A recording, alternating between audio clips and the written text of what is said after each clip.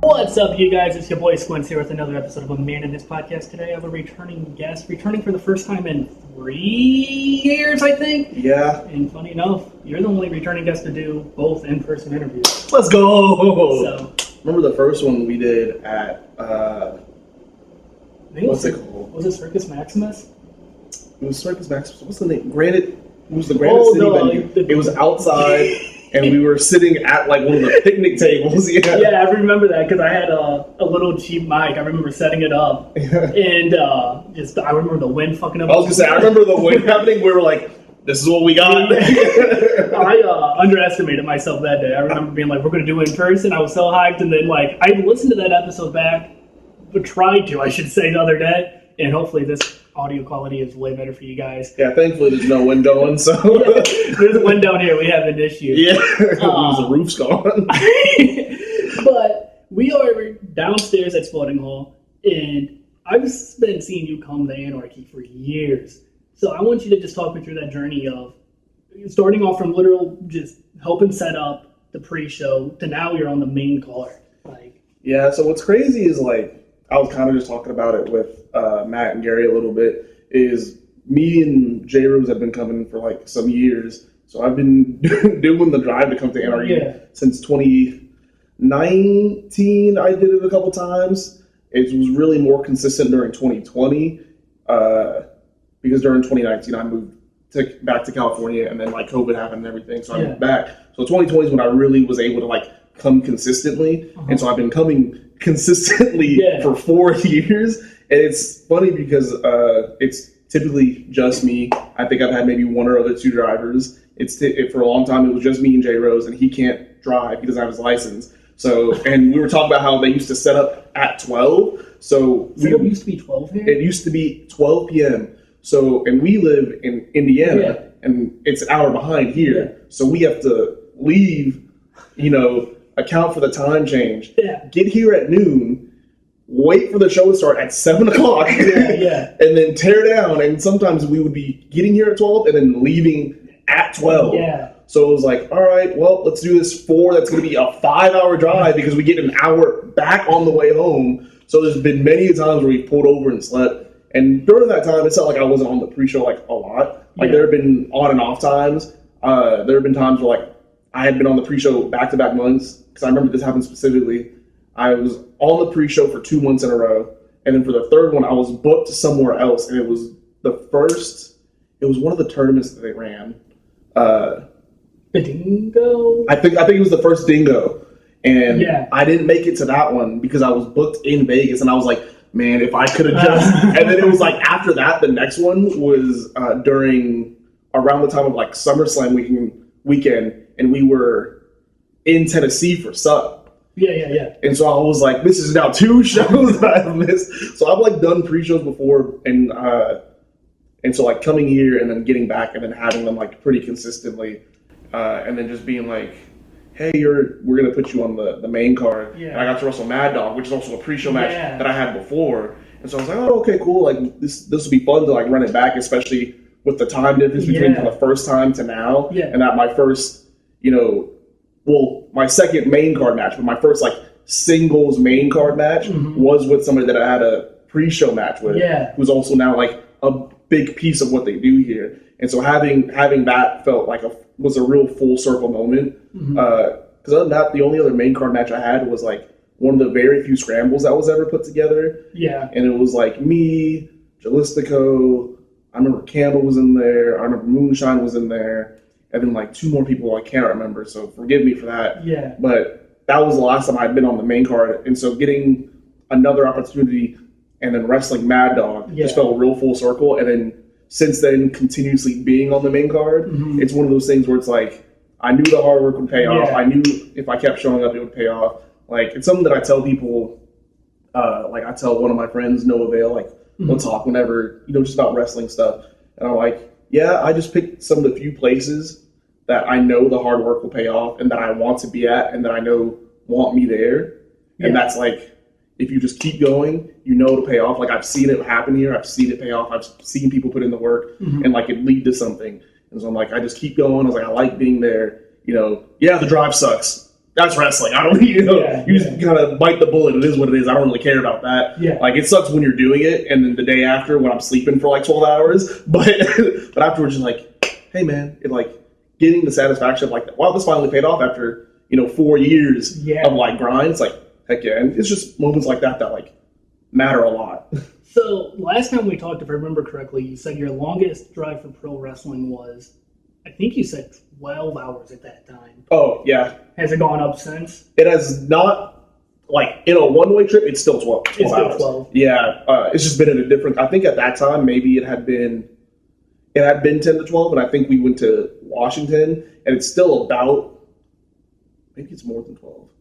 So since then, I know I've been to DPW. Yeah. And so I think I'm pretty sure that's more than 12, but I can't remember, because that drive is also very long. Yeah, because that's from St. Louis, DPW is like 13 hours, I think, because I've looked into the drive. Yeah. So, damn. So I'm pretty sure DPW was either 12 or a little more, depending on what part of, North Carolina they're in for that month. Yeah. So, the next question, we're going to stray away from pro wrestling for a little bit here. That's fine. Excluding the High School Musical franchise, what is the best Disney Channel original movie and why? Excluding High School Musical? Yeah. Oh, man. High School Musical 2 and 3 also, by the way. There's a few. Yeah. Some of my favorites have to be the Johnny Tsunami series. Yeah. There was Luck of the Irish. Oh, man. Don't Look Under the Bed. Smart House is the one that's also lived with me. And Eddie's $1 Million Cook-Off are probably my 5 of my favorite Disney Channel original movies. Okay. So while we're on the topic of Disney Channel, let's say, for instance, Matt comes up to you. Okay. He goes, Chase, I need you to find 2 partners tonight. Okay. We have you in a 6-man tag. Okay. You say, okay. The only catch is, the only 2 people you can choose are either Phineas and Ferb or Zach and Cody. Zach and Cody. Zach and Cody. Zach and Cody? Yeah. That was a pretty easy... Phineas and Ferb will make us something, like to get at, like to make the match go well if we have like a no DQ type of match. Yeah. Zach is a little devious, and Cody is definitely the smarter one. So at least we can game plan, and if all else fails, I'm gonna just have Zach cheat. So I'm like, hey man, do what you gotta do. I said the game plan didn't work out. Whatever gets us the W, I'm cool with at this point. I'm so glad you answered that so quickly. I thought that was either going to be a really fun answer, or you're just going to be like, "Oh, dude, Phineas and Ferb are animated, bro." No, that's lame. No, they would if I was in like for some reason a death match or like a no DQ match. I'm like, "Hey, get to cooking, boys. Build me something." They could do something for sure. Yeah. They would build me like an Iron Man suit that I would use. I'm like, all right, cool. I remember while we're talking about Phineas and Ferb, dude, that show, it's so funny. I came home from school one day, and I walked in the house, and my dad's on the couch just watching it. And I was like, oh, he must have just fallen asleep or something, and he's not waking up. I was like, you just wake up, dude? He's like, dude, they're building a roller coaster. And I was like, oh, hell, dude. You're watching Phineas and Ferb? Locked in, as he should have been. I was like, bro. That's real for that. I was like, my brother wasn't home, so it's not like... I would have dapped him up so hard. I'm like, you did right, Dad. My dad, it cracked me. I was like, Phineas and Ferb, go on now. But we're going to go ahead and lean back more into wrestling a little bit here. Who was the top of your list in Anarchy that you want to face? And or tag team? They don't tag anymore. But when me and Sean don't tag as much anymore just because we do individual things currently. Yeah. But when we were tagging heavily, I really wanted to still wrestle the besties. I would still like to wrestle them now. They're 2 completely different people. But I know that deep down they still have that tag chemistry that would be fantastic to work with. I'd love a rematch with Gary. I've wrestled Aaron in a singles match one time before I moved to California in front of no fans. Like, he did it as a favor to me. I have the match recorded somewhere in my DMs. So this was like 2019. Yeah. But he did it as a favor to me before I moved. And so I would like, and we've wrestled in like 2 tag matches since then. Yeah. But I would like to have another singles match with him in Anarchy. Yeah, yeah. So those are probably two at the top of my list. I get to wrestle tonight, whenever this airs. Like tonight, I get to wrestle Camaro. Yeah. So we're looking forward to that. I was telling Gary the other day that like me and Camaro have been around each other for essentially my whole career. So like we've never had a chance to really super interact in a singles match. And so like I'm looking forward to what what happens tonight. It's crazy thinking that, because like as long as I've been like around wrestling too, I'm just now realizing I've seen you and Camaro at the same show at the same time so many times. Yeah. Very little interactions. The 1 or 2 times we may have interacted, I know one specifically was we did a 6-man tag match pre-show for Glory Pro, and on his team he had the then Elena Black, now Cora Jade, and then who else was on his team? I have it written down somewhere because I try to keep track of my matches. Yeah. But I remember that match. Now I think that was the only time we may have interacted, but I also remember being in the ring mostly with Elena while things were happening. So I think that was the only time we might have been in a similar match at the same time. So this will be our first time one-on-one ever. That's nuts. Who's at the top of your list for like dream opponents? ACH. ACH? ACH and Eddie Kingston. Shingo Takagi, Samoa Joe. All right. Batista. Batista was great. Batista. Some of my favorite wrestlers. ACH is one of the first independent wrestlers that I watched. Yeah. Especially as a younger black kid and all the things that he was into, I was into. So it was like watching a black wrestler who wasn't signed, because I was slowly discovering ROH. Yeah. Who was into anime, did a bunch of cool references that I got into. I said, this is the guy. Yeah. I was like, he should be signed yesterday, So he's always and I got a chance to tell him that at one of the collectives he wrestled at. I was able to be like, yo, you're one of the reasons that I felt, I continued to fall in love with wrestling, at least on an independent level. I wanted to look for more. I found some PWG and stuff like that. So it was cool to be able to have that moment to tell him, because I've seen him before. I've seen him wrestle AJ Gray, I've seen him have a couple other matches, but at that time, able to see him during his comeback during COVID, and to be like, yo, you are you are my favorite wrestler of all time. Thank you for everything. No, definitely. ACH, I feel is a lot of people's first favorite independent wrestler, because he's mine for sure. Because I turned on Ring of Honor one night or something like that. He was on, this dude fucking rules. Yeah, no, he's insane. The attitude, charisma, and heart is literally him. So have you had any other interactions like that where you were able to tell a wrestler yo, because of you, I keep doing this?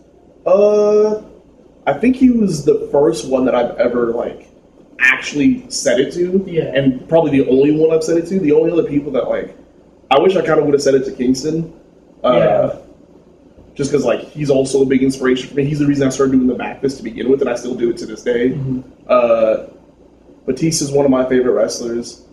The only other people that I really have thanked before in the past are my coaches. Yeah. So Merrick Brave, Seth Rollins, I've messaged them, say, hey, you guys, thank you, just randomly, and I was thank you for everything. The more that I'm around, the more that I see how things, in wrestling, when things aren't done the right way, I'm thank you for how you brought us in and how you raised and how you coached us, because seeing a lot of the bad makes you appreciate so much more of the good that you got out of it. And you're wow, I had it real good, as opposed to people over here, people over there, the way they were taught or the way they were brought in.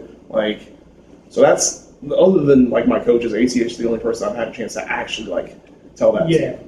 So this final question, I don't know if I did this back when we first recorded, because I was just starting it off due to popular belief. This is not my first time ever recording someone. In case you guys can't tell, this is young man's first time, doesn't know what he's doing. If you could give any piece of advice, what would it be? It doesn't have to be related to wrestling. It can just be life in general. Any piece of advice. It can't rain every day. Especially for at least my personal life recently, there's a lot of moments where things can seem down, but I'm the kind of person where I try not to let things get me down too much. I try to stay positive. Even when stuff sucks, I'm hey man, it'll be over eventually. So it can't rain every day. Not every day is going to suck. Even if it feels there's no light at the end of the tunnel or there's no sun peeking through the clouds, you don't know that until you try again tomorrow and the next day and the next day and the next day. And then even beyond that, like another thing that I take personally is like trying just to be 1% better, tomorrow than I am today. Mm-hmm. So like me today is a different person from who I was yesterday, and me tomorrow is going to be a different person from who I am today. Yeah. And just like that can be anything in your life. Like I use it mostly in terms of like tracking my progress in the gym and just trying to be better about that. So like, I had a bad like meals for like this day. I'm like, well, I just won't do it tomorrow. Yeah. That's it. But you can take that as like, oh man, I was real, I was in a bad mood for like 2 hours. It's like, okay, well, I'm just not going to be in a bad mood tomorrow, or if I am, I'm going to catch it sooner. Yeah. So I can shorten the time that I'm upset, because what am I upset about? Mm-hmm. So it can't rain every day. Like that's the thing I've been sticking to. That and how can we win if we're afraid to lose? Like if you're afraid to go all in, like you're just like, oh, I'm scared to lose. Like what if this happens? What if that happens? You're never going to win then, because you're too scared of the failure aspect. Because like I said, how can you win if you're scared to lose? You're holding yourself back. So yeah, those are the things that I've been carrying with me a lot recently.